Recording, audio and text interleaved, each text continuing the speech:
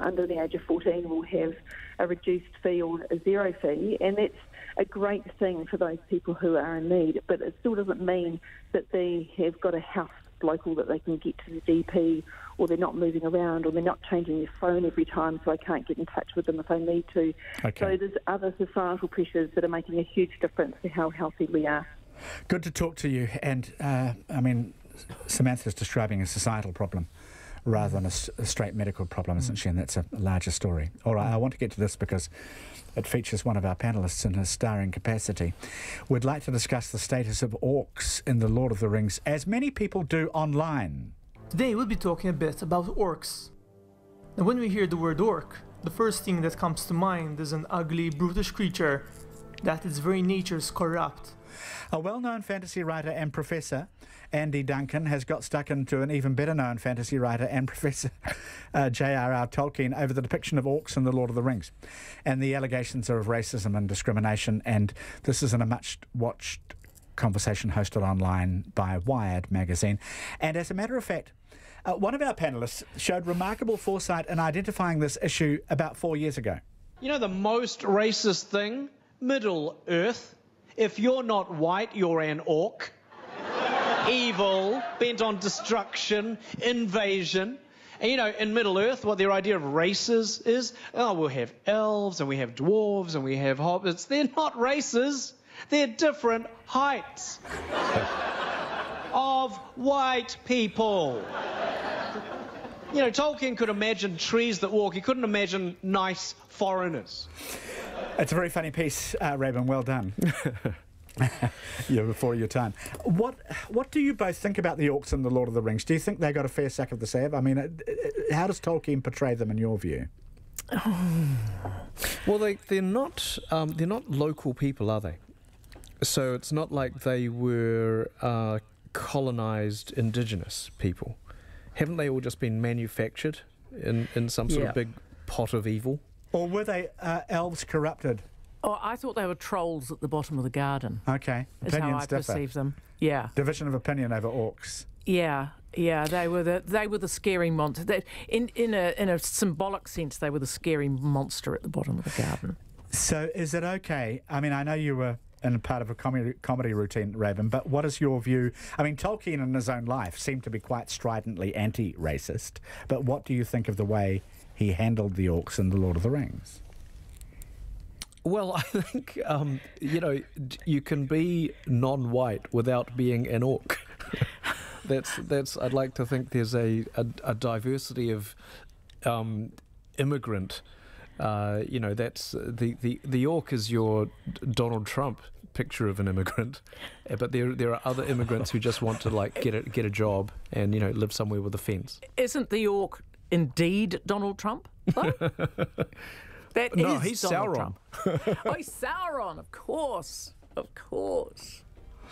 Tolkien apparently once said he wanted Frodo and Sam to meet a tribe of good orcs, but couldn't find a way to do it without breaking the flow of the story. We'll have to easily said. Yes, you say it now. Very good to have both of you on the panel. Janet Wilson, always a pleasure to see you. A pleasure. And Rabin, I seldom see you, but always a pleasure to listen to you. Thank you. Cheers, Jim. Cheers, Janet. Pleasure. So Rabin and Janet on the panel, and we'll be back tomorrow with another two panellists, and Checkpoint is on the way. Thanks for your company, everybody.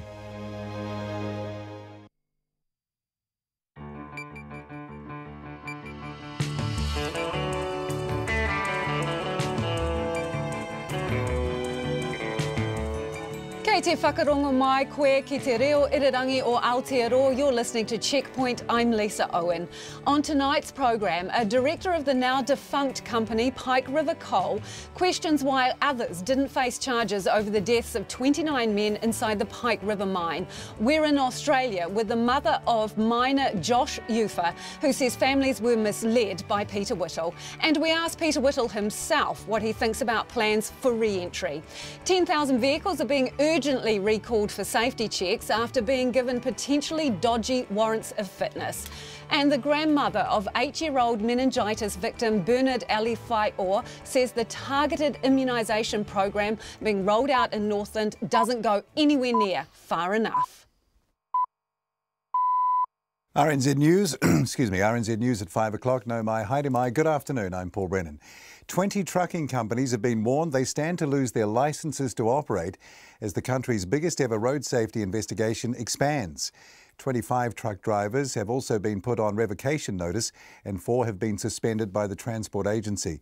The number of vehicle owners being warned their warrants of fitness may be faulty has almost soared from 5,500 to nearly 10,000.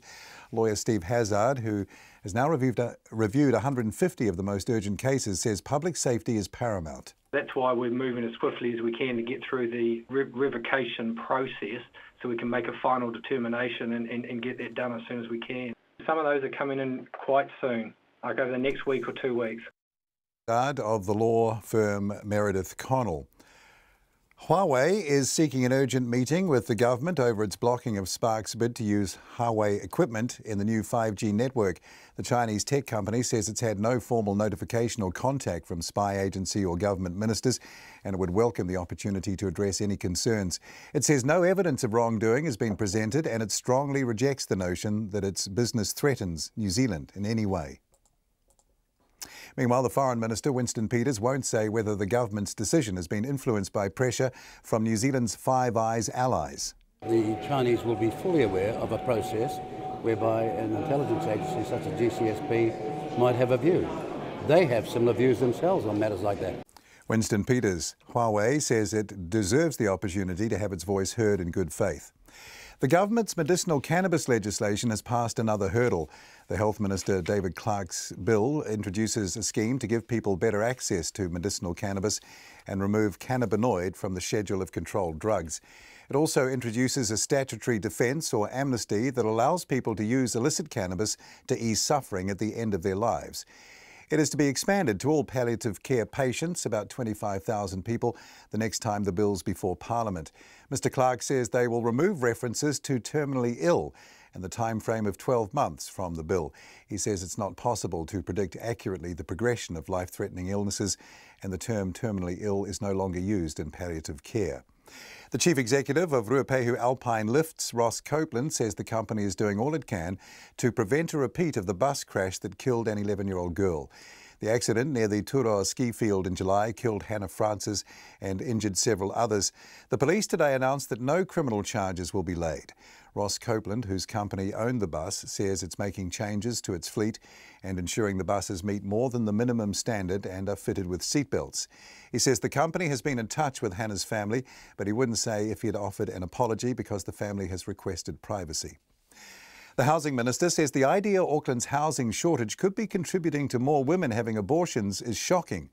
The number of abortions nationally has been declining for more than a decade, but there was an unusual increase in Auckland last year, and the chair of the Abortion Supervisory Committee, Dame Linda Holloway, is putting it down to women of childbearing age not having a secure home to raise a family in. Phil Twyford says he's keen to get some further advice. I can see the logic behind that, and if that's right, and I have no reason to believe it's not, then it's just really one of a number of really sobering social consequences of the housing crisis.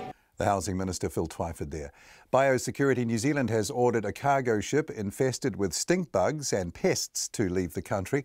Officers seized 3 live and 39 dead marmorated stink bugs, which are considered a dangerous pest. More than 60 other dead stink bugs were also discovered in the ship, which is carrying vehicles from Europe and the United States. It left Auckland earlier this afternoon. The notes of a 19th century geologist have helped scientists pinpoint the location of the buried pink and white terraces under Lake Rotamahana. NIWA scientists have evaluated Ferdinand von Hochstetter's notes and drawings and reconstructed his survey sites around the lake using a remote sensing system. The notes are the only known formal survey of the area before the eruption of Mount Tarawera in 1886. It's not known if the terraces are still intact. The Institute says a lot more investigation is needed. NIWA's findings have been published in the scientific journal Frontiers of Earth Science. It's 5 minutes past 5. On to sport now. They may have lost on the score sheet, but the coach of New Zealand's under-17 women's football side says they were not beaten on effort. The team's fairy tale run at the World Cup has come to an end, losing 2-0 to European champion Spain in the spawning semi-finals in Uruguay. Despite the loss, the team made history by becoming the first New Zealand side to reach the last tour at a FIFA tournament, or last 4 at a FIFA tournament. And coach Leon Burney says they've achieved more than many thought possible. So proud of them. You look out there today and they're trying everything they can to that final whistle. It's been a fantastic tournament. We've come over here, we've got out of the group for the first time, then we've got into the semis for the first time. It's an amazing moment in our country for football. The side will play off for third against Canada on Sunday morning. The former Kiwis coach Graham Lowe believes the Warriors will pay a heavy price for letting Sean Johnson go and blames them for never getting the best out of the star halfback. Lowe says Johnson's departure is premiership suicide for the club and akin to having a Ferrari sitting in a garage for 8 years and never taking it for a drive. He says the Warriors never found the right button to push regarding Johnson and fans never got to see the best of him. And Tyson Fury and Deontay Wilder's final news conference descended into chaos 3 days before their heavyweight boxing bout in Los Angeles. After a final news conference, the pair began pushing during a face-off, prompting 60 seconds of mayhem. That's the news. No to a Chinese telco. It's not about the country, it's not about in particular the company, it is about the technology. Yes to finding out where our food is from. As a vegetarian, I've found myself in the odd situation spending a lot of time in supermarket chillers, going through the packets of bacon, looking at the labels. And summer? Yeah, nah. We have the ocean at the altar, but the atmosphere is not quite shown up yet. Welcome the day with a bright start. Morning report, weekdays from 6 with Guy and Espiner and Susie Ferguson. Then on 9 to Noon, the summer learning project that's helping schools buck the holiday reading slump. And after 10, Thomas Page McBee, the first transgender man to fight a cisgender man in the Madison Square Garden boxing ring. Join me, Catherine Ryan, on 9 to Noon after Morning Report on RNZ National. We're funded through New Zealand On Air. Here's the short forecast now, taking us through to midnight tomorrow, Friday. For Northland and Auckland, fine spells with a few showers, turning to rain tomorrow, heavy falls. Waikato to Whanganui, also Coromandel Bay of plenty in the Central High Country. Fine spells, showers with possible isolated thunderstorms and hail this afternoon and evening. And tomorrow afternoon about Taranaki, Whanganui and the Central High Country. Gisborne to Waiatapapa, also Marlborough, mostly cloudy with a few showers. Manawatu to Wellington, fine spells with a few showers, possibly heavy tomorrow afternoon. Nelson and Buller, cloudy periods, isolated showers turning to rain tomorrow evening. Coastal parts of Canterbury and Otago, fine spells but low cloud and drizzle morning and night. Southland, Westland, Fiordland and the remainder of Canterbury and Otago, cloudy periods, scattered showers during the afternoons and evenings with thunderstorms and possible downpours in Southland and inland Otago. For the Chathams, mostly cloudy, fine breaks increasing tomorrow. It's nearly 8 minutes past 5. Thank you, Paul. And you're listening to Checkpoint. I'm Lisa Owen. A director of the now defunct company Pike River Coal is questioning why others didn't face charges over the deaths of 29 men inside the Pike River mine. Stewart Natras says he doesn't believe re-entry is necessary or understand why people would want to go into a tomb. He says he also questions why former mines boss Peter Whittle has been the only one to shoulder blame. His comments come after claims from the mother of Pike River miner Josh Ufer that families were misled by Mr Whittle following the first explosion. Joanne Ufer says Mr Whittle gave family members false hope by telling them the men would be feeding off fresh airlines and there was a refuge for them. Video journalist Logan Church travelled to Australia to meet with Joe Ufer and asked Peter Whittle what he thought about the government's plans to re-enter the mine. Excuse me, Mr Whittle. Hi, my name's Logan Church. I'm a journalist from Radio New Zealand. I was keen to ask you a few quick questions about Pike River if you had a quick moment. Former Pike River Coal Chief Executive Peter Whittle. He's declined all interview requests since moving back to his hometown of Wollongong in New South Wales 3 years ago. More from him later. But 4 hours drive north is the small coal mining town of Singleton, population 16,000. 24% of the town's residents work in mining. One of the local papers here is even called at the coalface. Joanne Ufer, her former husband and son Josh all worked in coal mining. And in early 2010, Josh got an opportunity to work at a new mine on the west coast of New Zealand. He was 25. He'd not long moved to New Zealand on a contract to work at Pike River. He'd worked in the mining industry for 3 or 4 years before that, and worked his way up to sort of like a supervisory role. Sitting in her lounge here in Singleton, Joanne, or Jo as she likes to be known, tells me about the day her world turned upside down, the 19th of November 2010. Originally, I got a text message to say that an explosion had happened at Pike and Josh was unaccounted for, but I didn't really comprehend what it meant. Even though I work in the industry myself, I wasn't, I just wasn't sure what had happened, and I thought it'd all be okay. But of course it wasn't. He was keen for a change. He'd had a few life's ups and downs, and so he wanted to experience something new and different. So he went over there, and he met a girl from Greymouth when he was over there, and they just found out that she was pregnant. Joe arrived in New Zealand the day after the first explosion, still unsure about what had happened to her son, but knowing he was most probably trapped. Only two men, Daniel Rockhouse and Russell Smith, had emerged alive. Despite the fact Peter Whistle had been chief executive for less than 2 months at the time of the first explosion, Jo says she still feels irked that he and other officials gave family members false hope.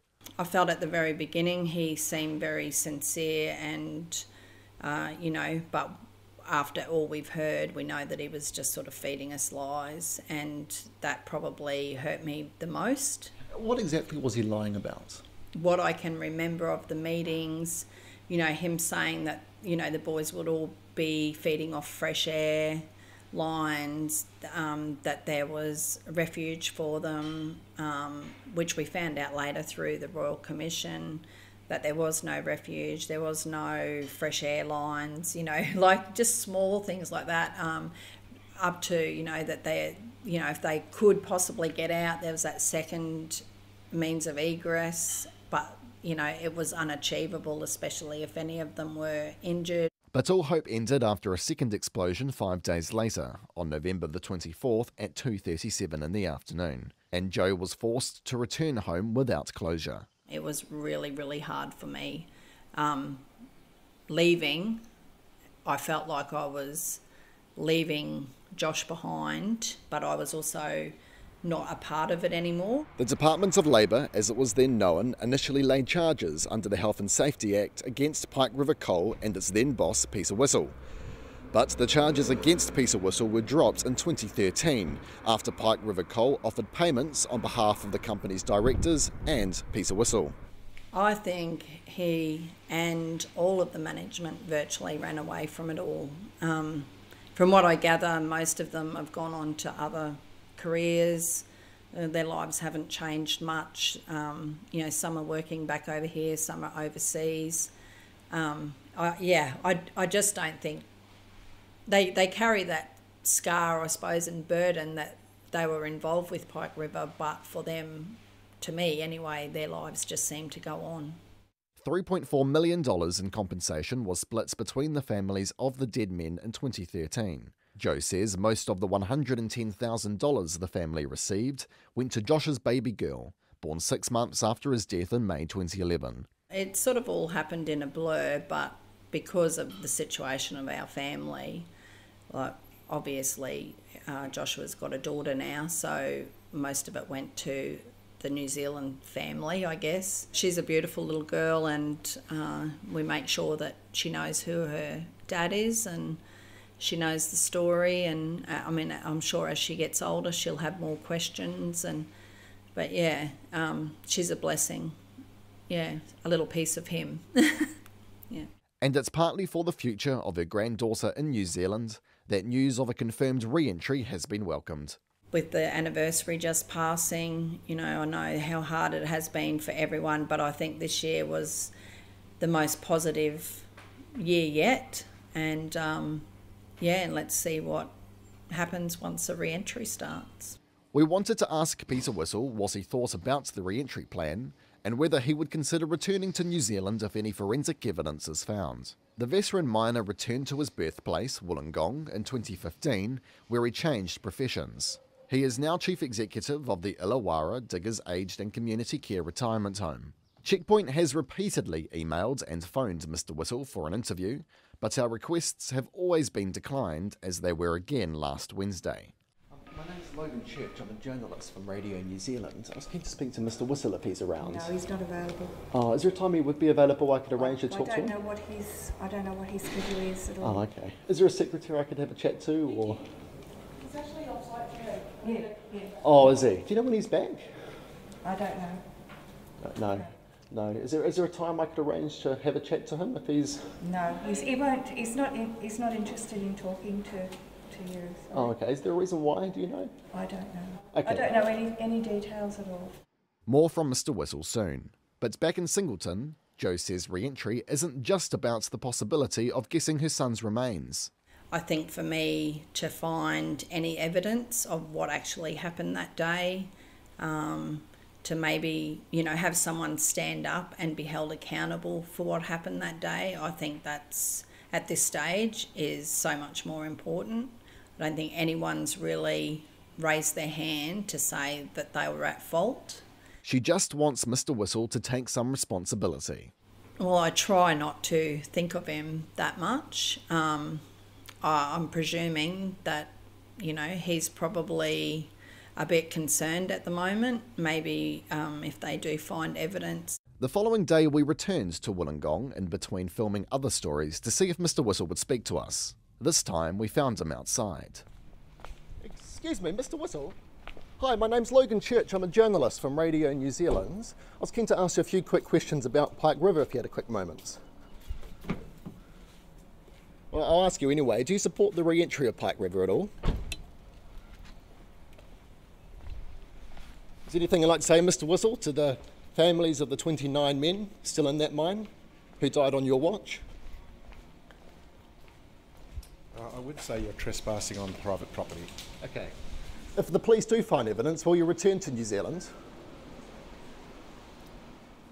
No words at all from the man many Pike River families believe should be held accountable for the disaster. I don't know that I want to see him suffer in jail, or, I don't actually know how I feel about that, but I do think that, he needs to, stand up and accept responsibility for what happened. So what about the other Pike River coal directors, such as John Dow, Stewart Nattrass and Ray Meyer? Where are they now, and what are their views on the government's plan for re-entry? Checkpoint spoke to John Dow, who now lives in Queensland, Australia, and owns a supermarket. He declined to be interviewed. Ray Meyer passed away earlier this year, but Stewart Nattrass was happy to go on the record. He told Checkpoint while he didn't favour re-entry, he did wonder why Mr. Whistle was being shouldered with the blame. I do wonder why Peter is the sole wearer of all blame. There's a leadership team in these organisations, and they all have joint responsibilities. So I'm not sure why the buck is in the narrative. The buck is stopping just with the CEO. I'm not sure why some of the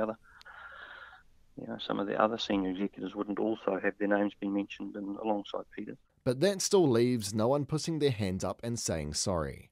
In the words of Josh Ufer's favourite song, the lyrics of which are framed on Joe's living room wall, there's those who chose to run, following the setting sun, and now it seems the journey has begun.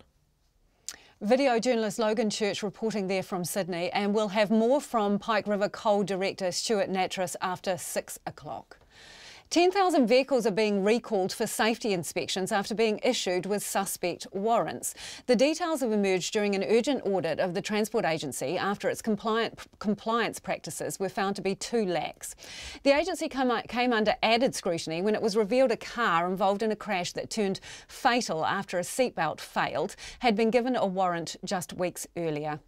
Now, a total of 17 businesses and people have been suspended from issuing warrants or operating transport businesses or driving for them. 47 others have been issued notices to revoke their licences. Steve Hazard is a managing partner at Meredith Connell and the acting head of regulatory compliance at NZTA, and he's on the line now. Good evening. Can you just explain some of these numbers to us? The 17 immediately suspended from issuing warrants, what were they up to? So there are 3 organisations involved in that and 10 vehicle inspectors, and between them what they were doing is not properly certifying vehicles by not checking all the components on the cars that they're supposed to during the checking process. So what things were they sloppy over? Well, a variety. Some weren't checking things like exhaust systems or brakes or steering. Some, there were issues checking seat belts. It's a real variety of issues, but all of them were sufficiently serious that warranted immediate suspension to stop them certifying vehicles while NZTA got to the bottom of what ought to happen to them in the future. What were the most serious issues? Well, they're all quite similar, really, and that is that they just weren't checking all the relevant aspects. And the problem with that, of course, is we don't know which of the vehicles they'd previously certified, whether or not they'd checked all those. So that's why NZTA has taken the cautious approach of going out and contacting or attempting to contact all people who have had vehicles certified from these people, and strongly encouraging them to take them in and get their vehicles recertified again, so they can have some assurance about their cars. So the 47 other businesses or individuals that you've issued with these notices to revoke their licences, what kind of businesses are they? Are they trucking businesses, or what are they? Largely, yes. Of the 45, there's 20 that are transport businesses, and there are 25 that are drivers. And of the 20 transport businesses, the vast majority of those are trucking businesses. And so what have they been doing wrong? It varies. Fleet condition, not paying enough attention to maintenance, not being clear enough that their drivers fill in their logbooks correctly, so there might be driver fatigue issues. There's a variety of issues there. That sounds dangerous, is it? It can be. Driver fatigue is inherently dangerous, and that's why the compliant action has been taken. I mean, generally, not enough maintenance, not following the rules. How much danger are people in as a result of these actions? Well, it varies. It very much depends on what it is the non-compliance looks like. And as we go through the review and uncover that, we make our decisions and our compliance decisions based on that risk. How far back does some of this non-compliance go? Well, we've been in here since the 15th of October and going through all the most urgent files. So they are relatively recent, although some of these operators, of course, have been around a while, and some of them do have a relatively long history of not being very compliant. Okay, so how long have some of them been known to be trouble? Well, we already know Dargaville Diesel, for example, had a history going back to 2011. What about others? Some of them go back a few years, some of them 3 or 4 years. And New Zealand Transport Agency is in the position, obviously, where it accepts that that hasn't been good enough, and hence the tougher approach it's taken, and hence the compliance actions that have been released today. So where is the system broken, specifically, from what you have seen so far? I think the self-regulatory approach has been the major impediment, and the tougher approach that's being taken now is going to see some significant changes. And so you're going to see action now that perhaps under the old regime, self-regulatory regime, you wouldn't have seen. Is there more to come? Are there more businesses to be named? Yes, there are. We've got through almost all of the most urgent ones, but there is still a significant amount that are less urgent. We are working through those as quickly as we can, and it's almost certain we are going to see further compliance activity. How many more? How many more files? Well, it's difficult to know, Lisa. Ballpark. We've got another 400 files to go through, and I think you can safely say there is going to be a suite of action amongst those somewhere. How can people know who to trust? Because I see on this list you've got an AA inspector who has had a licence immediately suspended. So how do we know who we can go to and be assured that we're getting good work here? Yes. Well, I think the first thing to say is the vast majority of inspecting organisations and vehicle inspectors, there is no evidence that they are not properly certifying vehicles. What we are dealing with is a relatively small minority. But the concern is, how do you know which ones are which? And that is why NZTA has to improve the way in which it monitors these agencies, so the public can have confidence that no matter which certifier they go to, that the WOF is going to be correctly provided. All right, we're almost out of town, but these 10,000 cars that are now being recalled for checks, how are you going to ensure that they come back and get their car rechecked? Offering a voucher is not necessarily getting them moving to get rechecked. We've seen that in Dargaville, so how are you going to motivate them? Well, exactly. So we're doing the best we can to provide that voucher to get it done. And if that doesn't work, we'll also be doing a call centre call out to contact everyone and strongly encourage them to take their cars in. At the end of the day, all we can do is strongly encourage, and we're hoping that people want to keep themselves, their family and other road users safe, get their vehicle in and be assured that it is safe for the road. Are lives in danger here if they don't? Look, it's complex. I think everyone would want safe vehicles on the road to make sure that we can be as safe as we can. But you can't rule that out, can you? Oh, look, it's impossible to rule out the amalgam of factors that might go into any incident, but what we can do is ensure that people have confidence that their certification of their vehicle is valid. All right, thank you so much for joining us this evening. That is Steve Hazard, who's the NZTA's Acting Head of Regulatory Compliance. He's also a Managing Partner at Meredith Connell. The head of Ruapehu Alpine Lifts says he's spoken to the family of Hannah Francis, who died after a bus crash on Mount Ruapehu, but he won't say if he's apologised to them. The police have decided not to lay criminal charges over the July bus crash, which killed the 11-year-old girl. 18 others were injured when the 14-year-old bus they were travelling down from the Turoa ski field on flipped onto its side. I asked Ross Copeland, the CEO of Ruapehu Alpine Lifts, if he takes any responsibility for Hannah's death. Well, obviously the police have worked through a pretty detailed process, and their conclusion is reasonably clear from the press release I've put out today. That there is no criminal culpability? But what about moral responsibility and ethical responsibility? When you've got people in your care, you've absolutely got a responsibility to take the utmost care you can of them. And for any transport operator of any scale, that's something that is ever present. We operate in a really challenging environment right across the mountain, both in terms of the ski area itself, but then the logistics of moving 450,000 people over 4 months to and from the ski areas is a big part of that. And sort of going forward, did you fail in that duty of care? Did you fail in that duty of care to 11-year-old Hannah Francis? Hannah Francis is no longer with us, and that is the tragedy that we're ensuring or doing our utmost to ensure never happens again. I'm looking for a straight answer here. I'm asking you a very straight question. Did you fail in your duty of care to that 11-year-old girl? I think, like I said, we've kind of covered the key result being 4 months of detailed investigation by the police has led to an outcome today where they've said that no charges will be laid. Had that been a different outcome, I'm sure the police result would have been different. What other investigations are you still subject to? Well, to the best of our knowledge, the ongoing process that we're working through is an internal one, but obviously NZTA are also looking at it from their point of view. For them, I guess there'll be a bigger picture piece around what this might mean in terms of wider implications for the industry. So that process is ongoing, and obviously there'll be a coronial inquest that follows on from the police report. What did your internal review tell you? So we're still pretty deep in the midst of that, and that's a pretty wide-ranging internal process. So far, what has it told you? Oh, it's told us a whole range of things. Everything from assessing the risks, ensuring that the training and all those things is up to scratch is absolutely critical.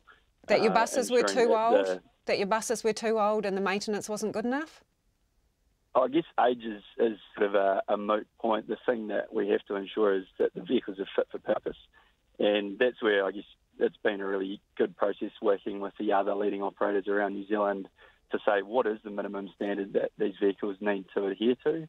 And that minimum standard is well above the legal requirement. It's things like, we've put in place already 6 brand new buses have been delivered which meet.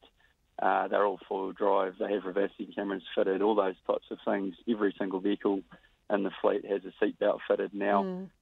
Those aren't things that are legally required, but when you're looking at the type of operating environment we're working in, those minimum standards just don't apply. So that is great that you have done this, but would you concede that your previous fleet was not fit for purpose?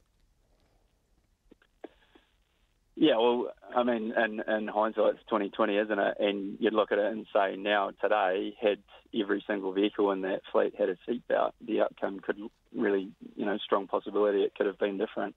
And that's the type of thing that we need to make sure those learnings are never lost, but not only by us, but shared by our peers in the industry. So that's really what we're focused on. So if the fleet wasn't fit for purpose at the time, why did it take the death of a girl to get you moving on this? Why couldn't you see that? Because a lot of other people could see that. People who had formerly worked for you, and people who had travelled on your buses, they could see it. So why couldn't you see it? Couldn't see what specifically? That your fleet was not fit for purpose. Well, the company's obviously operated transport services since I think, 20, 30 years, and as far as I'm aware, this is the first time there's been a serious bus accident of any kind, much less a fatality. So the suggestion that, there was this systemic problem, I don't accept in any regard. That is Ross Copeland, the CEO of Ruapehu Alpine Lifts. And a spokesperson for Hannah Francis's family says they have no comment on the police decision not to press criminal charges.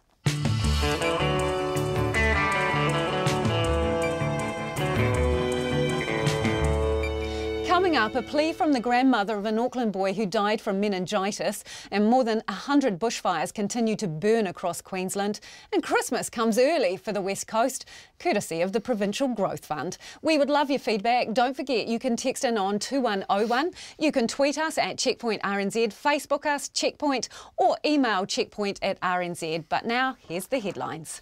Thank you, Lisa. Nearly 10,000 drivers have now been warned their warrants of fitness may be faulty as the Transport Agency expands its biggest ever road safety investigation. In other moves, 20 trucking companies may lose their licences to operate. 25 truck drivers have been put on notice and 4 have been suspended. Law firm Meredith Connell has now received 150 of the most urgent cases and says public safety is paramount.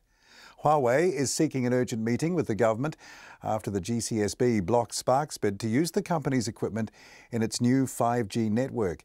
The Chinese tech company denies it threatens New Zealand in any way and says there's been no formal notice or contact from the spy agency or government ministers. Foreign Minister Winston Peters says China has similar views on such matters. The government's medicinal cannabis legislation has passed another hurdle, with a scheme to give better access to medicinal cannabis and remove cannabinoid from the controlled drugs schedule. The bill will also introduce an amnesty, allowing people to use illicit cannabis to ease suffering at the end of their lives. Health Minister David Clark says references to terminally ill and the current 12-month time frame will be taken out of the bill. The Chief Executive of Ruapehu Alpine Lifts says the company is doing all it can to prevent a repeat of the bus crash that killed an 11-year-old girl in July. The police today announced no criminal charges will be laid over the accident near Turoa Ski Field, which killed Hannah Francis. Ross Copeland, whose company owned the bus, says they're making sure their buses meet more than the minimum standard and are fitted with seatbelts. And the Immigration Minister is rejecting suggestions he could lose a double jeopardy challenge over the case of Karel Schrubeck. Ian Lees-Galloway yesterday ruled the Czech drug smuggler can be deported because of convictions in his home country. An immigration lawyer has warned that could be challenged because the minister already knew of the convictions when he made his first decision. But Mr. Lees-Galloway says they have more information about the convictions. And that's the news. Thank you very much. And turning to business, really, the government says we have to trust its spy agency decision to reject a joint deal between Spark and the telco giant Huawei. It's citing serious security concerns which have prompted a furious denial from Huawei. Security analysts, however, warn New Zealand may find it impossible to please two cherished allies and resolve the clash between national security requirements and trade interests. Ruth Hill reports. The GCSB says Spark's bid to use equipment provided by Huawei for the rollout of its new 5G cell phone networks would raise significant security risks, although it won't say what they are. But Australian security analyst Tom Uran says Huawei represents an elevated risk because China is voracious when it comes to cyber espionage, hoovering up government secrets and intellectual property whenever it gets the chance. He reckons Chinese companies are much more beholden to their government. The rhetoric in China is about civil-military fusion, and more recently, in the last couple of years, they've enacted laws that basically say that individuals and organisations must cooperate with national intelligence work. The United States and Australia have banned Huawei from involvement in their 5G networks. In 2012, the company was excluded from Australia's national broadband network. The British government, which only belatedly realised the potential threat posed by Huawei, set up a cyber security testing centre instead. Dr. Uran says the country's oversight reports have become increasingly grim over the last 4 years in the face of rising cyber attacks. The chances that we could take that model and, be happy with it in a year or two seems pretty remote. It's an awkward diplomatic balancing act for the New Zealand government. The minister responsible for the GCSB, Andrew Little, has denied the decision was based on the fact Huawei is a Chinese company. He says it's not a ban and insists Spark now has the choice to mitigate the risks identified. There's a range of factors that are classified that the GCSB considers, but what I can say is that the focus of the GCSB's inquiry is the specific proposed technology that a telco in New Zealand wants to introduce. That's what they look at, that's how they make their assessment. However, a US defence official who doesn't want to be named has told RNZ there's no doubt that China has ulterior motives. He says if the deal had gone through, the United States would definitely want to discuss it with the government. The Foreign Affairs Minister, Winston Peters, declined to say whether there'd been pressure from New Zealand's Five Eyes allies. The Chinese will be fully aware of a process whereby an intelligence agency such as GCSB might have a view. They have similar views themselves on matters like that. Given you think they might have misunderstood this, have you or your staff reached out to China? I'm going to do my best to correct the media's erroneous implication to the Chinese. Yes, I am. International security expert Mark Lantane from the Centre for Defence and Security Studies at Massey says the government runs the risk of being caught in the crossfire of the trade war going on between China and the United States. New Zealand does have security commitments with Five Eyes and so forth, and is obviously very concerned about following that relationship. But on the other hand, New Zealand does very much put a great deal of stock on Chinese trade. It wants trade with China to remain strong and robust. So how to reconcile those two particular policies, that's the big question. A spokesman for Internet New Zealand, Andrew Cushion, says we don't know the issues the GCSB is taking into account because it can't share them. That doesn't mean that it isn't important that these risks are being assessed and making sure that these are networks that New Zealanders can trust. GCSB is asking us to take that answer on faith, and simply put, it's a good job that we at least have these checks being done.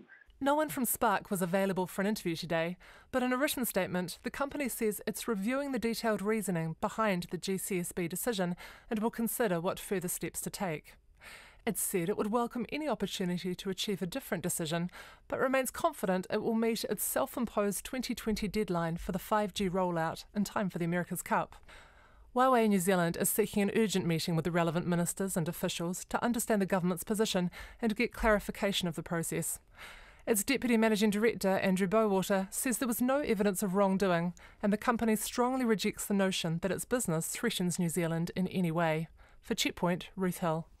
And here's the closing numbers for the market today. The NZX Top 50 Index closed up nearly 1%, a rise of 81 points to close at 8,795. The New Zealand dollar is buying at 68.6 US cents, 93.8 Australian cents and 53.4 British pence. Serial rapist Stewart Murray Wilson is back behind bars after being found guilty of more historical rape charges. Wilson, infamously known as the Beast of Blenheim, is considered one of the country's worst sex offenders. He was jailed for 21 years in 1996 for a string of violent sex attacks on women over 2 decades. He was jailed again today for 2 years and 4 months after being convicted of further rapes. Our court reporter Annika Smith has the story. Wilson appeared in the dock clutching a bundle of documents this morning. He'd grown a beard since his trial last month, which ended in the jury finding him guilty of raping a woman and a 9-year-old girl, among other sex offences in the 1970s. Justice Lang said the gravity of the offending was not lost on him. I have read victim impact statements from all 3 complainants. They make harrowing reading. What is crystal clear, Mr. Wilson, is that your offending has had a very dramatic effect on their lives. All 3 of them have been haunted by what you did to them. Justice Lang was restricted when sentencing Wilson, as Justice Heron had previously jailed him for 21 years for crimes committed in the same time period. He had to consider if Justice Heron would have jailed him for longer if the 71-year-old's 3 other victims had been included in that trial. Crown Prosecutor Robin McCoubrey asked for a 3-year prison sentence. He asked for particular consideration for Wilson's youngest victim, who was raped in front of her mother when she was 9 years old. Wilson's defence lawyer, Andrew Mackenzie, said this offending wouldn't have changed the 1996 sentencing outcome. But Justice Lang concluded the latest offending would have lifted the sentence by 2 years and 8 months. I consider the judge would have adopted a higher starting point in relation to this category of charges if these 3 sets of charges had been before him. Wilson has effectively been incarcerated for a quarter of a century. He served every day of his 21-year sentence before living in a house on the grounds of the Whanganui prison under an extended supervision order. At the time of Wilson's 1996 trial, he was awaiting a separate trial on similar charges. But as Justice Lang noted, those charges didn't go any further after the Attorney General entered a stay of proceedings in 2000. Justice Lang said the reason for doing this wasn't clear, but may relate to the sheer length of Wilson's jail term, at the time a record finite sentence. Speaking outside court today, Mr Mackenzie said he was still puzzled as to why his client was prosecuted more than 20 years after one of the victims went to the police. Clearly they knew about most of this stuff in 1996 and proceeded to have him sentenced and in prison nonetheless. There were of course another 20 or 30 charges that the police in 2000 voted to get rid of, so what makes these 4 more important than those 30, more important than the first ones, I'm not sure. Detective Inspector Scott Beard was asked about the delay in following up on the victims' complaints. Our ongoing focus has to be looking after the victims. They're getting on in years and their welfare is our main concern. What's with the delay? I mean, people will criticise I'm not going to ask any questions. If you want, no, that's all I'm going to say. You're standing here, right here now. Why not I'm just ask questions while we're standing here? No. What I've said. The police comms team when you were standing. No, because I just want to make sure that if you've got some questions, you go through the police comms team. RNZ did go to the Police Media Centre, but a spokesperson later said they weren't able to facilitate an interview. Stewart Murray Wilson has instructed his lawyer lodge an appeal against his new convictions and sentence. Atuiti ko te mātua ko Annika Smith aho. The West Coast has received an early Christmas present today with a huge cash injection from the government. It's pumping in $140 million from the Provincial Growth Fund to boost tourism and local businesses. Our reporter Jonathan Mitchell and visual journalist Simon Rogers are in Greymouth. It was all cheers for the Regional Economic Development Minister Shane Jones, who opened his chequebook in a Santa-type fashion. Probably the largest single announcement that our Cabinet Ministers have agreed upon. Mr Jones was joined by the Prime Minister Jacinda Ardern, who confessed her love of the coast. Really, one of my first experiences came through reading. Kerry Holmes' The Bone People, for me, shaped some of the first imagery for me around the coast. And I built such a love and affinity of that book because for me it captured the unique spirit of New Zealand. And if any place captures the spirit of New Zealand in both its beauty but its people, I'd say it's got to be the coast. She says the money is long overdue. We want to make sure that there is greater recognition of the fact that our economy thrives overall when our regional economies thrive. More than $87 million will be spent on promoting tourism to the region, with almost half of that dedicated to adding a premium service on the Transalpine Rail journey. Nearly $32 million is being pumped into improving mobile coverage and extending ultra-fast broadband, with the bulk of that funding dedicated to the Haast fibre loop between Fox Glacier and Lake Hawea. The Grey District Mayor Tony Cockshawn says it's a much-needed boost for the coast. Spend $3 billion like this coalition government has is a one-off opportunity. It's great because provincial New Zealand was falling behind. It needs a boost. This $3 million will set us alight. A big earner for the region, Westland Milk Products, will receive a $10 million loan to help fast-track a new milk facility, meaning the business can manufacture a greater range of milk products without increasing its stock numbers. Its chief executive, Tony Brandish, says the money will create new jobs and give farmers more in the back pocket. What that's going to do for us is that allows us to bring this very important project advanced in time, and that'll allow us to return benefits to the shareholders and ultimately the West Coast community faster. And Tony Cockshawn hopes to tap into the Provincial Growth Fund again for more projects. We're not saying that the party's over yet. This was very generous, $140 million today, but we've got a lot of applications still in the pipeline, and there's plenty of time to get some more from this massive amount of money. Shane Jones says the money won't be a short-term injection. The benefits will be felt for generations to come. In Greymouth for Checkpoint, called Jonathan Mitchell, Tēnei.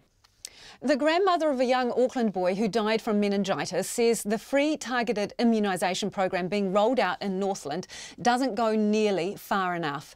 Bernard El-Efaior, who was 8 years old, died in September, less than 24 hours after first mentioning to his grandmother that he had a sore stomach.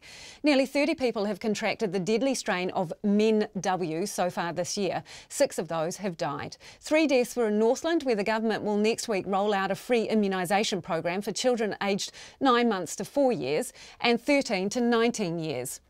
Bernard would have been in the 5 to 12-year-old age group that's not covered. And his nanny, Susan Green, says that's not good enough.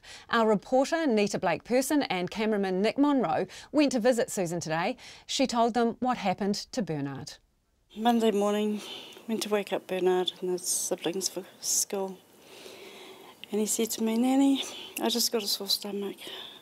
I don't want to go to school today." And I said, "Okay, honey, you get some rest and you go back to bed." He went and had a shower, had a drink, had something to eat, and went back to bed. And as I looked at the time, I thought, 11 o'clock, I'll get ready for work. I'll go check on him. I went to check on him. I said, "Honey, you all right? Do you want to go to the doctors?" He said, "No, Nanny, I'm okay. I just got a sore stomach." And again, he went in the shower, had a drink of water, and went back to bed. And so I carried on with my day. I left him home with his aunties and uncles.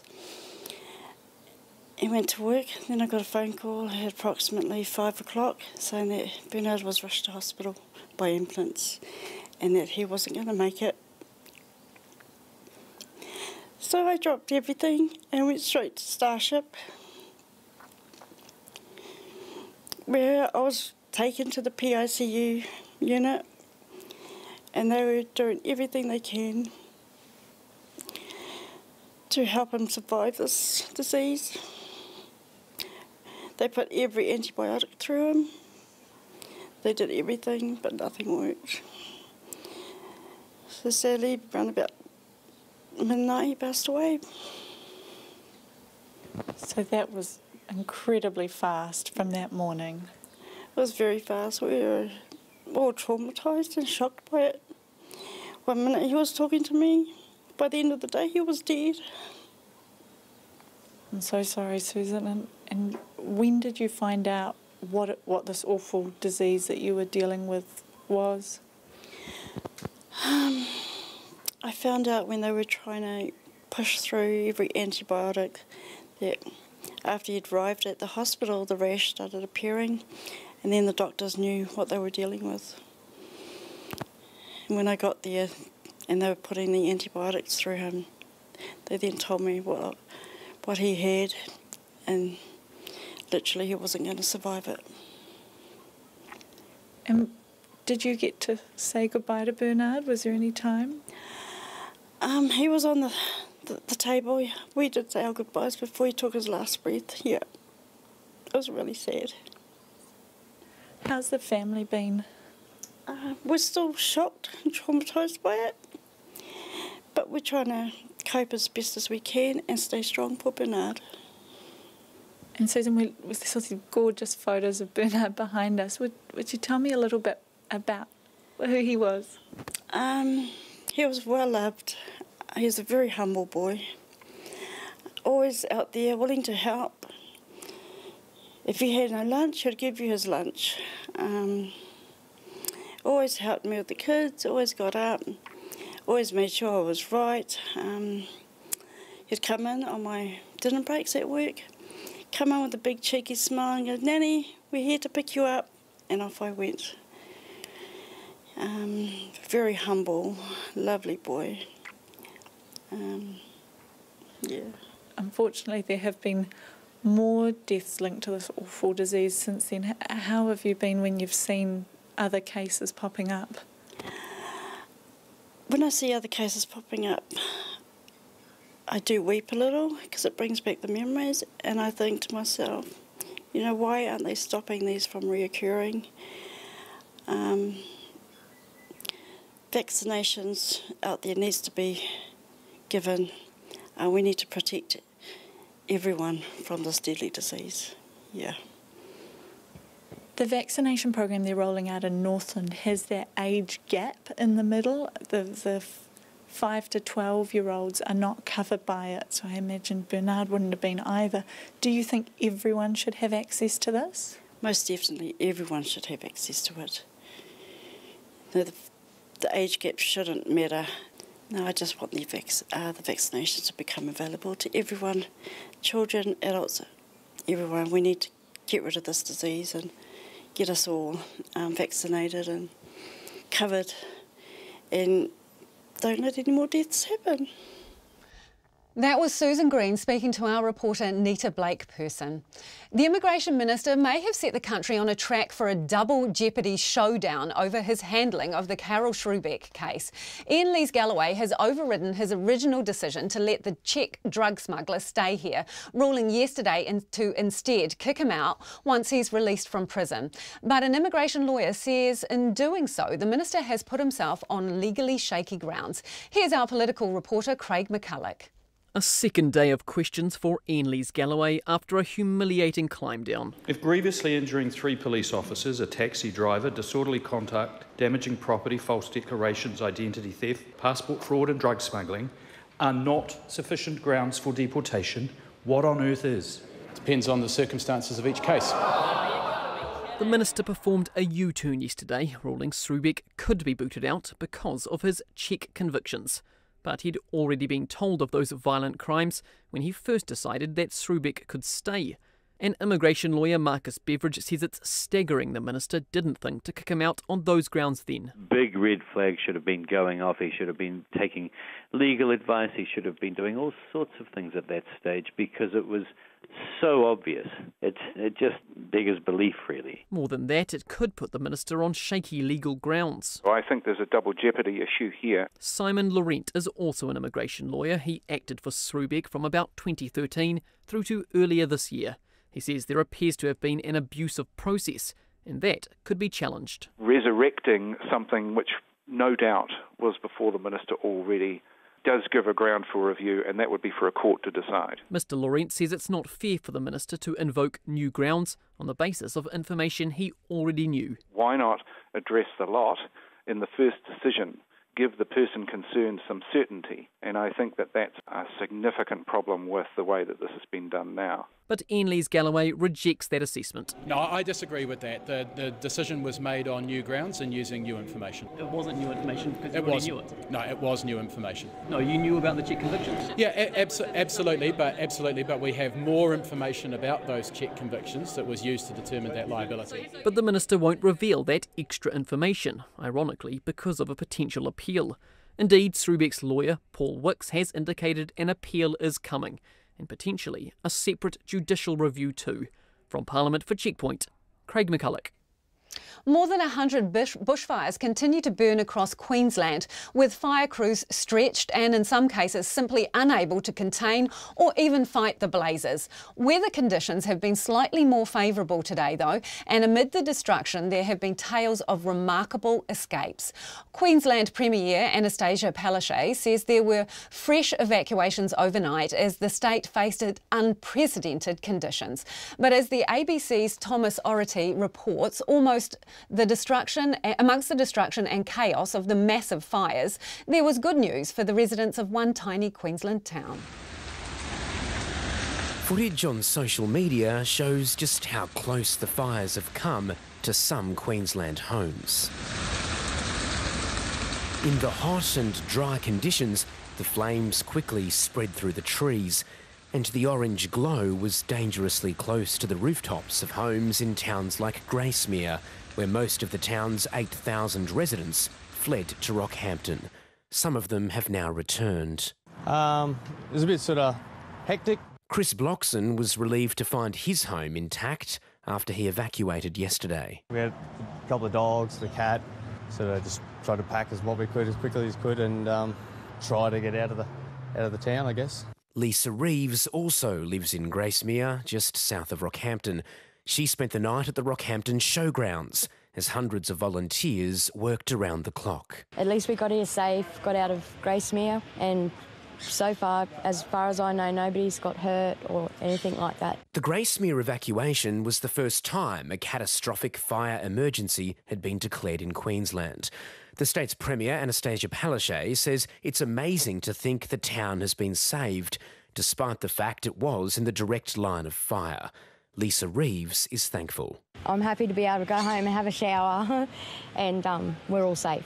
It's a similar feeling for Grace Cairns. The fire came within metres of her property. She says she can't believe the fireys saved it. They literally stopped it just behind my house. A couple of my kids up the back were just putting spot fires out up the paddock now, but we are so blessed. Like, I expected to come home and find nothing. South of Mackay, about 50 people at Campwyn Beach were forced to leave early this morning.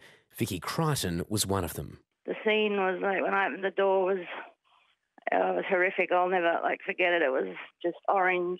It was so orange it was like daylight, and the flames and the embers flying over, and the wind picked up, and I just honestly in that moment thought, oh, my house is gone. The flames got close, but no properties were lost. We had towels soaking in case, the embers came over any closer, and couldn't breathe for smoke, and it was just, honestly, it was. I don't scare easily, but it's the scaredest I've ever been. I'm not afraid to admit it. Hundreds of firefighters from interstate have travelled to Queensland to help, including New South Wales RFS volunteer Larry Bagnall. He's been in the Deepwater National Park north of Bundaberg. I've been doing it for 43 years, and we'll go home after 5 days and we'll be exhausted and our eyes will be stinging. And if they say, do you want to go again, everyone will put their hand up. You can bet money on that. And with conditions changing so quickly, it could be some time before the blaze is under control. Thomas Ority with that report. Their dream of a World Cup final has been dashed, but a top 3 finish still remains a possibility for the New Zealand under-17 women's football team in Uruguay. New Zealand's giant-killing run at the tournament came to a halt this morning, losing their semi-final 2-0 to European champs Spain. Despite the disappointment, the side has made history, becoming the first New Zealand team to reach the final 4 of a FIFA tournament, as sports editor Stephen Hewson reports. The final whistle goes. Spain can celebrate, but don't forget about New Zealand.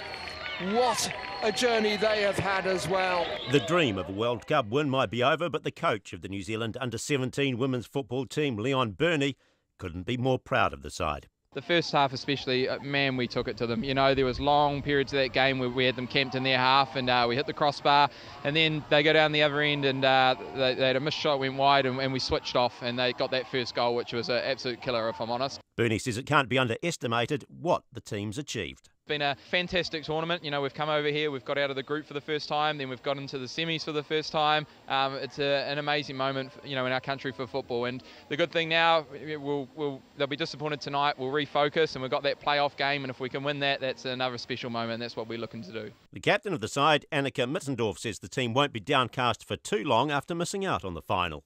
I felt that we played really well, and I felt that we deserved to be in the semi-finals. Obviously we're disappointed, but still really proud of us. We've made history for the country, so I think that's what we're focusing on. The national women's side, the Football Ferns, are currently in New Caledonia playing in the Oceania Nations Cup. The winner of that tournament will qualify for the World Cup in France next year. And the team has been closely following the fortunes of the under-17s. Football Ferns striker Sarah Gregoria says what the team's achieved in Uruguay is remarkable. We've been absolutely captivated by it over here, just to watch the journey, and that's what's so cool about these sorts of tournaments is always a story that emerges, and New Zealand has sort of been the story for this one, and it's just been unbelievable. We're so proud of them. Gregoria says the performance augurs well for the future of the women's game, looking ahead to the 2023 and 2027 World Cups. When you get a bubble of talent and a bubble of success, you sort of have to work really hard to try and keep the core together and keep the essence of what makes that certain group special. You know, we do have a bit of an issue retaining players, particularly as they leave their college and teenage years. I think there's got to be a lot of work done to make sure that those players remain in a really supportive environment that meets their needs, and I fully believe if that can be achieved and you can build on what they've already got and the taste of success that they've now got, we're going to be in a pretty good place come 2023 and even 2027. The New Zealand under-17s will now play off for third against Canada, with that match in Montevideo on Sunday morning. Mexico will play Spain in the final. For Checkpoint, Stephen Hewson. RNZ News at 6. Good evening, I'm Paul Brennan. 4 truck drivers have been immediately suspended and another 25 are on notice of having their licences revoked. Lawyers brought in to correct years of failed enforcement by the Transport Agency are also warning 20 truck companies they may be closed down. The agency's acting head of regulatory compliance, Steve Hassard, says the 150 files looked at so far reveal some really concerning behaviour by companies and individuals like the suspended truckies. In relation to some of those drivers, it was their traffic history, their convictions, which we said was ill-suited to them remaining in the industry and continuing to drive. And for one of the drivers, it was a medical condition which we felt meant he should no longer be driving. Steve Hassard. The number of vehicle owners being warned their warrants of fitness may be faulty has also soared from 5,500 to nearly 10,000. Huawei says it has no idea what the risks are from its proposed involvement in Spark's 5G network or how it should go about managing them. The Chinese tech company is seeking an urgent meeting with the government over the blocking of Spark's bid to use Huawei equipment in the network. The GCSB says the use of the equipment would raise significant national security risks. Huawei's Deputy Managing Director, Andrew Bowater, says the company has been kept in the dark. The first we saw of this was Spark's announcement yesterday as well. Obviously, they gave us a heads up of that, but that was the first we knew about it, and that is all the detail we have at this stage. So in the interests of, as we're calling it, natural justice and fairness, we believe after 13 years of business here in New Zealand, we deserve the right to have a meeting directly. Andrew Bowater says Huawei has always worked openly with the government and is keen to engage. The government's medicinal cannabis legislation has passed another hurdle in Parliament. The bill sets up a medicinal cannabis scheme and removes cannabinoid from the schedule of controlled drugs. It also introduces a statutory defence or amnesty to allow people to use illicit cannabis for the purpose of easing suffering at the end of their lives. That part of the bill is being expanded to cover all palliative care patients. The Health Minister, David Clark, says references to terminally ill and a time frame of 12 months will be removed. It is not possible to predict with complete accuracy the progression of life-threatening conditions. In addition, terminally ill is no longer commonly used in palliative care and can be confronting for some patients. The Health Minister, David Clark. The Immigration Minister is rejecting suggestions he could lose a double jeopardy challenge over the case of Karel Schrubeck. Ian Lees-Galloway did an about-face yesterday ruling that the Czech drug smuggler can be deported after all because of convictions in his home country. But an immigration lawyer, Simon Laurent, says that decision could be challenged because the minister already knew of those convictions when he made his first decision.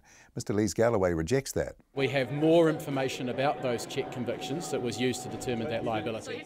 Ian Lees-Galloway has declined to reveal that extra information, saying there may yet be an appeal. Some polytechnics are basing their budgets on unrealistic enrolment forecasts and glossing over their failures. The Auditor General's overview of audits of tertiary institutions says polytechnic councils need to be on top of their game. Our education correspondent John Gerritsen reports. The report published today says Polytechnic's domestic enrolments fell 8% last year and 10 of the 16 institutions also had fewer foreign students. It says the institutions are going through a difficult time and their governance needs to be exemplary. The report says some institutions are basing their budgets on overly optimistic forecasts, and it warns that some risk breaching audit requirements because their annual reports fail to explain why results have not met targets. The Auditor General says polytechnic councils need to thoroughly test business cases for new investment and work together to share capital costs. Ko John Gerritsen, TNA. The serial rapist Stewart Wilson is back behind bars after being convicted of more historical rapes. The 71-year-old, who spent 21 years in prison after being convicted in 1996, was jailed again for 2 years and 4 months today. More of his victims had come forward, including a woman whom he had raped when she was 9. One of the victims first went to the police in 1996, and outside the High Court in Auckland today, Wilson's lawyer, Andrew Mackenzie, said he's still puzzled by the delay. Clearly, they knew about most of this stuff in 1996 and proceeded to have him sentenced and in prison nonetheless. There were, of course, another 20 or 30 charges that the police in 2000 voted to get rid of. So what makes these 4 more important than the first ones, I'm not sure. Andrew Mackenzie, the police have declined to comment on the delay. The jewellery retailer Michael Hill has been fined $169,000 following a Commerce Commission investigation into its extended warranties. The company has admitted to 12 charges that it failed to comply with the disclosure requirements of the Fair Trading Act. It also admitted misleading consumers by adding the cost of the extended warranty to the price of a bracelet without the knowledge of the Whangarei couple who bought it in June 2016. It's 5 minutes past 6. On to sport now. While their chance to become the first New Zealand team to make a Football World Cup final has gone, the under-17 women's team's time at the World Cup in Uruguay isn't over. Their dream run at the tournament came to an end when they lost 2-0 to Spain in this morning's semi-finals. But coach Leon Burney says a top 3 finish beckons if they beat Canada on Sunday. They'll be disappointed tonight. We'll refocus, and we've got that playoff game, and if we can win that, that's another special moment. That's what we're looking to do. Leon Burney. The Warriors' chief executive, Cameron George, says senior players will have a role in deciding who fills the gap left behind by Sean Johnson. The search for a new halfback began yesterday after Johnson's request for an early release was granted. Veteran half Blake Green could have the biggest say as the Warriors pursue a player who can click with his structured style of play. And the New Zealand women's rugby sevens side kick off their latest World Series tournament in Dubai tonight with an opening match against Kenya. The Black Ferns, who won the opening round in the United States, also have pool matches against Russia and Ireland. And the New Zealand men's hockey team are favourites to win their opening match against France at the World Cup in India tonight. New Zealand are ranked 9th in the world, 11 places ahead of the French. That's the news. Whitebait is in decline. I remember my first whitebait net. It was a 10 feet long piece of copper pipe with a hoop on it and Mum's wedding dress as the net. Our people have been doing it for hundreds of years, so yeah, it's real special to us. I was doing it from a young age, so you have the memories there, eh? But will this spring treat be in both our memories and our future? This week on Insight, Teresa Cowie heads to the West Coast to find out. Just after the 8 o'clock news on Sunday morning with Wallace Chapman on RNZ National. Here's the up-to-date short forecast from our Met Service through to midnight tomorrow Friday for Northland and Auckland. Fine spells with a few showers, turning to rain tomorrow, some heavy falls. Waikato to Whanganui, also Coromandel Bay of Plenty in the Central High Country, fine spells. Showers with possible isolated thunderstorms and hail this afternoon and evening. And tomorrow afternoon about Taranaki, Whanganui and the Central High Country. Gisborne to Waitarapa, also Marlborough, mostly cloudy with a few showers. Manawatu to Wellington, fine spells and a few showers, possibly heavy tomorrow afternoon. Nelson and Buller, cloudy periods, isolated showers, turning to rain tomorrow evening. Coastal parts of Canterbury and Otago, fine spells but low cloud and drizzle morning and night. Southland, Westland, Fiordland and the remainder of Canterbury and Otago, cloudy periods, scattered showers during the afternoons and evenings, thunderstorms and possible downpours in Southland and inland Otago. At the Chathams, it'll be mostly cloudy with fine breaks increasing tomorrow. It's 8 minutes past 6. And you're listening to Checkpoint. I'm Lisa Owen. Shortly, we'll bring you an extended interview with Czech drug dealer Karel Shrubik, who has been at the centre of a political storm. He has spoken out to Checkpoint. But first, in breaking news, Checkpoint can reveal a nurse at Christchurch Hillmorton Hospital has been left scarred for life following an attack by a patient earlier this week. The nurse was working in a high care area in the adult acute inpatient unit at the hospital, where a patient threw boiling water over her. She was rushed to the emergency department with serious burns. Our South Island reporter Logan Church has been covering this issue for some time and joins us now live. And just a warning, if you are watching, the photos of the nurse's burns are graphic. Logan, what can you tell us about what happened? Hi, Lisa. Well, what we know is that this nurse was working on a night shift in a high care area in the adult acute inpatient unit at Hillmorton Hospital. Now, these high care areas are pretty much what they sound like. They're supposed to be used to look after patients who need higher levels of care. But what happened this time was that a patient had a cup of boiling water in their hands and, for whatever reason, decided to throw it at the nurse. And as the pictures we've been sent show, it left horrific second-degree burns over the nurse's body. And those burns cover much of their left arm, left shoulder, and the left side of their chest. And massive blisters can also be seen. Of course, now those wounds have been bandaged up. Now the entire left arm, shoulder, and chest are covered in white bandages. Essentially, this nurse will be left with scars for the rest of their life. And sources in the hospital told me not long ago that the nurse is now on ACC leave. Gosh, those pictures are horrendous. Why are assaults such a big problem at this facility? Well, we've reported on this issue for some time, and I've been told by both nurses and the CDHB that there are a few contributing factors. Nurses inside the hospital have repeatedly told me that staffing is a big problem. Many senior staff have left the facility, and that's left young, often female nurses, left dealing with patients who are often aggressive and often, sadly, men. The facility itself, 64 beds, isn't big enough to cope with demand as well. Having 90 patients in there isn't that uncommon. And we, of course, know that mental health is a big problem in Christchurch in particular, and this place is really the ambulance at the bottom of the cliff for that, so to speak. Nurses say the actual design of the facility isn't helping. Those high care areas where this incident happened has been described to me as very dangerous for staff. The actual layout consists of a common area with rooms and an office of it to give you a picture. And when nurses feel unsafe, they can lock themselves in the office, but when they do, there is obviously no means of escape, and are reliant on an alarm system to alert other staff. And finally, there is a lack of security staff here. Unlike ED, on the other side of the city, there aren't security guards in these areas of high risk. There are guards now on site. After Checkpoint started reporting on these issues, a security guard was put in place, but not in the open wards or the high care areas. Instead, they were put in the low stimulus areas, which nurses tell me hasn't really been much use to anyone. Then, of course, these security guards can't actually restrain a patient until after someone has been hit. Now, just to be fair, there are different thoughts on the pros and cons of security guards, but essentially lots of contributing factors to serious incidents such as the one we've seen this week. Thank you for that. That is Logan Church updating us on the situation at Hillmorton Hospital, where nurses are faced with permanent scarring after hot boiling water was thrown over her. Checkpoint contacted the Health Minister David Clark's office for comment. It referred us to the DHB, saying that it sounds awful, but it is an operational matter. Czech drug dealer Karel Schrubeck, who's been at the centre of a political storm, has spoken out to Checkpoint about his case. Schrubeck, who arrived in New Zealand under an assumed name, is serving almost 6 years jail time for smuggling ecstasy. The Immigration Minister, Ian Lees-Galloway, initially allowed Schrubeck to stay in the country, citing serious concerns for his safety. But yesterday, the Minister, in a humiliating backdown, announced that he will be liable for deportation when Schrubeck is released from prison. I spoke today to Karel Schrubeck, who prefers to be known as Jan Antelijk. He began by giving me his take on the Immigration Minister's handling of his case. I think this whole case became really political, and there was a pressure on him by the national party, and obviously, you know, I was in the papers almost every day for last 3 weeks, and the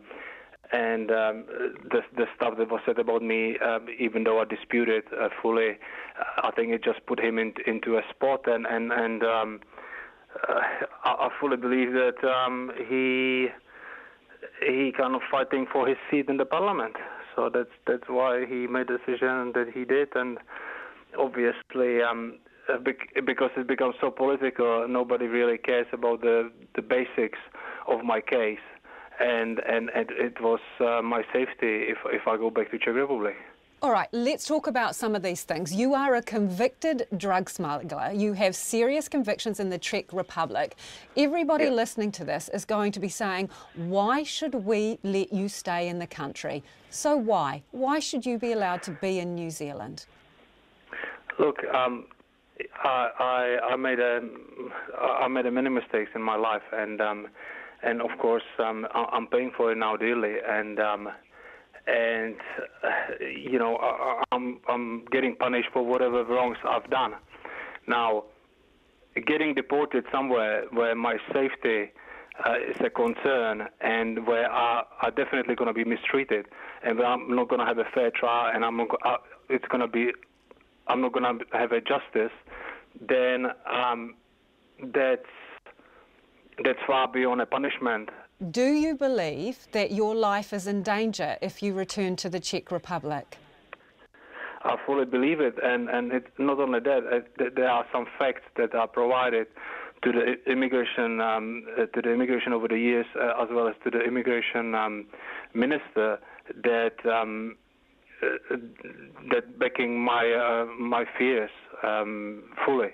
You know, people listening to that, Jan, will say that the Czech Republic is a member of the United Nations. It says one of its core responsibilities is to protect and promote the human rights of all people. It is a democracy. People will think that that is an utter fantasy that you are presenting. Yeah, look, it is very hard for people to understand, and especially people in New Zealand, because you guys grew up in a completely different system. Now, all the post-communist countries, even though they are members of European Union, are still considered as a post-communist countries. If your life is in such danger if you go back to the Czech Republic, why did you go back home in 2009? Why did you go back to the Czech Republic if you were going to be hurt and potentially killed? Yeah, I would just have to say that I actually didn't go there in 2009. I went there in 2007 and 2008.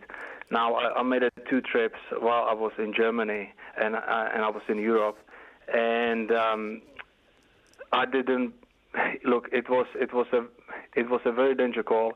I was aware of the danger. However, I was traveling under a different identity. I wasn't traveling under my real name. I had a passport under a different identity. I had a driving license under a different identity. I had a credit cards and FPOS cards under a new identity. What identity did you use, Jan? What identity? Jan Intellect. So at that time, nobody knew that I was basically I was Jan Intellect. That was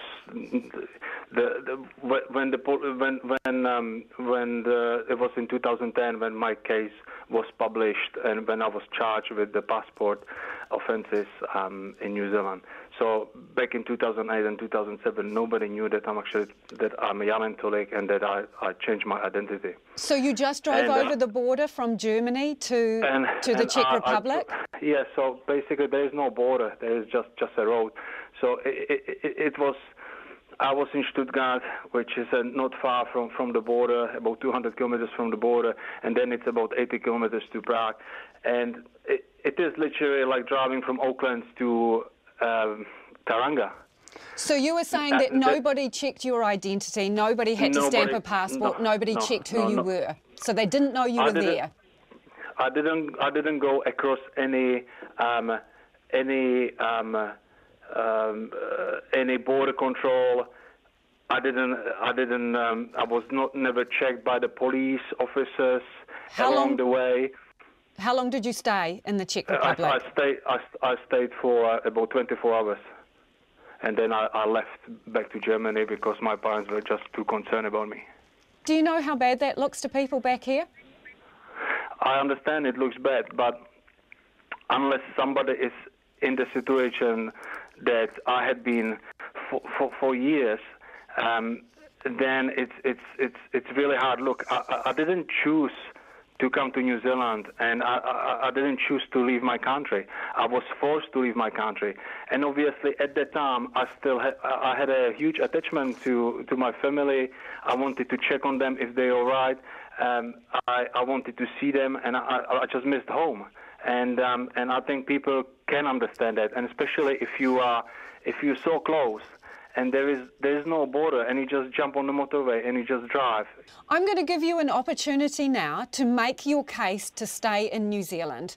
You've got about 30 seconds. Tell us your best argument for being allowed to stay here in New Zealand. What is it? if I get deported into the Czech Republic, I'm facing serious harm to my health and to myself, and I face injustice and I face mistreatment. Now, in the future in New Zealand, people that know me, they know that no matter what I've done, that in my heart I'm a good person, and I will prove to everyone that I can be a good citizen and a good member of our society. So are you not a drug dealer anymore? That's all behind you. Are you changed, a changed man? I am a changed man. I'm changed man for a long time, and this incarceration, that's just a punishment for whatever I've done wrong. Now, I'm already changed since 2014. I'm a different person, and I just want another chance. That's it. I have never been given a chance, actually, because a chance. The case against me was from 2010, and there was the immigration did not make a decision until now, until when the minister gave me the final chance to stay in the country, and I took it as a serious opportunity to change my life and to prove everybody that I'm not the person that it says on the paper. And that is Carol Shrubik, who prefers to be known as Jan Antalik, speaking to me from prison about his case. As you all know, yesterday the Immigration Minister has decided to deport him once he is out of jail. A director of the defunct company Pike River Coal is questioning why former CEO Peter Whittle was solely blamed for the deaths of 29 men inside the Pike River mine. The mother of Pike River miner Josh Ufer told us earlier in the program she and other family members felt misled by Mr Whittle following the first explosion, where they were led to believe their men were still alive. But one of the former Pike River Coal directors, Stewart Island, says, who is also a former director of South Canterbury Finance, told our producer Bridget Burke he questioned why the entire leadership team weren't culpable. I've had some unique experiences in governance in New Zealand. I mean, I think John Key announced that he'd had Amos Horribilis in 2010 with South Canterbury Finance, Pike River and the Christchurch earthquakes. They were three things I shared with John. Out of the three, which has stayed with you the longest? Oh, no, undoubtedly Pike River. Undoubtedly Pike River because of the personal tragedy associated with it. Christchurch earthquake was not no close personal tragedy other than just fearing the rumble every bloody evening when they used to come through, isn't it? But so I suppose I've had a unique set of experiences that most people would prefer not to have, don't they? And of the three experiences you talked to me about, South Canterbury Finance, the Canterbury earthquakes and the Pike River mine tragedy, why is it that Pike has affected you more profoundly out of the three? That's the one that that I have least understanding of, I suppose. And I can't explain what the phrase least understanding is, but well, I guess there's more questions that remain. And do you believe that re-entry, as stated in the plan that the government has proceeded with, will add any value to answering those questions or to bringing a deeper understanding of what happened for you? No. You've got two politicians said that they would don their jackets, go up the tunnel. They're not doing that. In fact, one of the politicians is writing himself out of, excusing himself in case anything goes wrong, that he won't be held accountable under the current health and safety rules. So, clarify who you're talking about, please. Yeah, well, Andrew, Mr. Little. Well, Mr. Peters said he'd be happy to go up. Would you go in?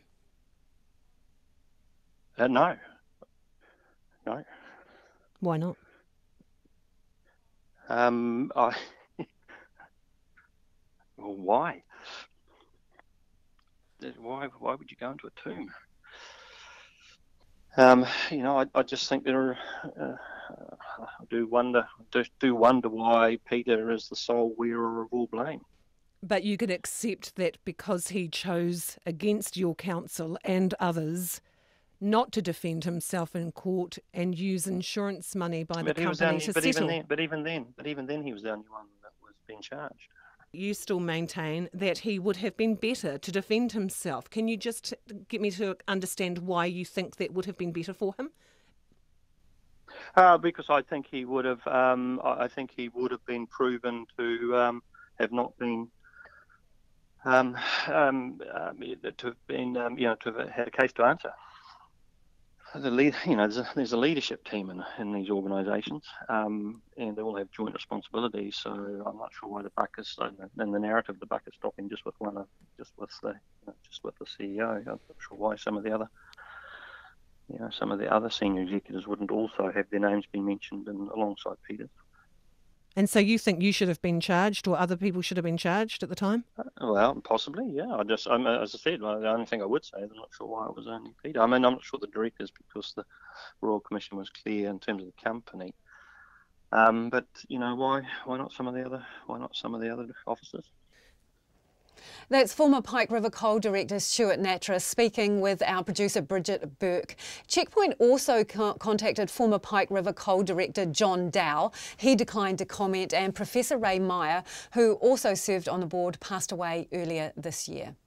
Now to Invercargill, where Southland District councillors have been listening to passionate pleas against plans to triple the country's only regional tourist tax. The Stewart Island visitor levy has been set at $5 since it was introduced in 2013. But now the council is proposing to hike it to $15 to help cover the cost of upgrading its buildings. Public outcry prompted the council to hold a hearing in Invercargill today, which our tourism reporter Tess Brunton attended. The latest proposal of the visitor levy is a blatant power grab and money-making scheme by SDC. They don't want to have to spend the money on necessary infrastructure, having it to come out of their own budget.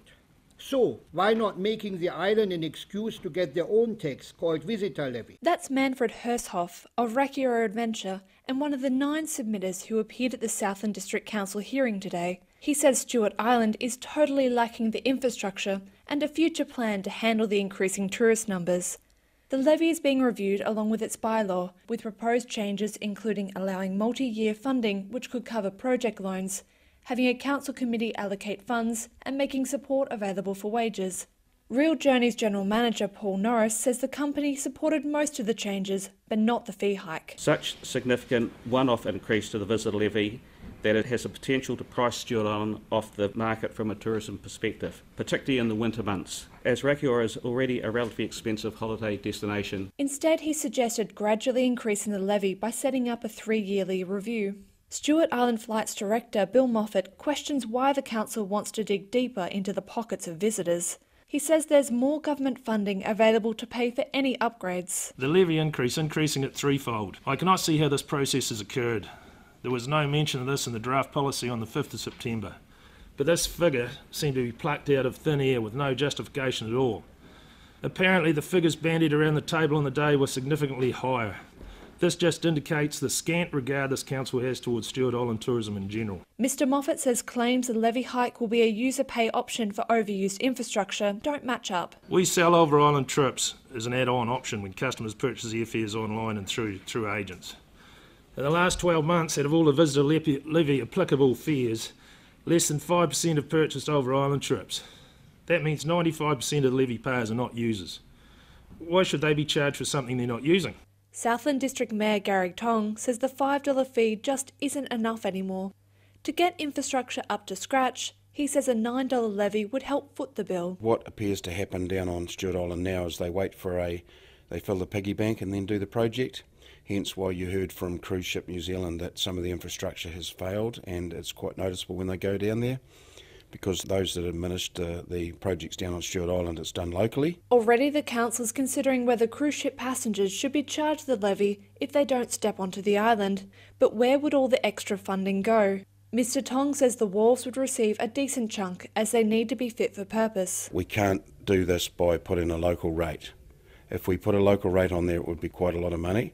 So we need to look at those that visit the island contributing in some way, because the local ratepayers have told me that they don't want to be paying for what the visitors use. Mr Tong says the levy needs to be enough to cover current costs and future demands. More than 20 submitters are scheduled for the second hearing on Stewart Island tomorrow before a decision is made next month. In Invercargill for Checkpoint, Cortes Brunton, Tēnei. And let's return to our earlier interview with Carol Schrubeck, who's also known as Jan Antalik. He's at the centre of this deportation case. It is fair to say that there is not a lot of sympathy for him coming through so far. This from Stewart. It's not the Czech authorities he's worried about, it is his former underworld friends. Another one says, why, if his life is in danger, if he goes, did he choose to break the law in New Zealand and put our citizens at risk? Why not be good here? This from Mary. What about the safety of every person in New Zealand that could have taken the MDMA? This is the ecstasy that he is being found guilty of importing. I am sure there are plenty of other countries that he could move to. And finally, from Ed. Ed has been trying to get qualified people into New Zealand to employ from Britain and been turned down. So Ed says he's got to go. Don't encourage him. Thank you so much for listening. Don't forget you can go back and check that interview out on our webpage. It'll be there tonight, rnz.co.nz/checkpoint. It'll go up on our Facebook shortly. RNZ News headlines at 6:30. I'm Paul Brennan. Good evening. 20 truck companies are being warned of possible closure as the Transport Agency moves to correct years of failed enforcement. Chinese telco Huawei wants an urgent meeting with the government after the GCSB vetoed its deal with Spark to jointly build a new 5G cell phone network. Government legislation setting up a medicinal cannabis scheme and removing controls from cannabidiol has passed another hurdle in Parliament. And jewellery retailer Michael Hill has been fined $169,000 after a Commerce Commission investigation into its extended warranties. Our next news and weather will be at 7. This Saturday morning, the mercurial Elon Musk on a mission to save the world. New Zealander Hamish Mackenzie has worked for Tesla Motors and he's written a book about Musk's electric revolution.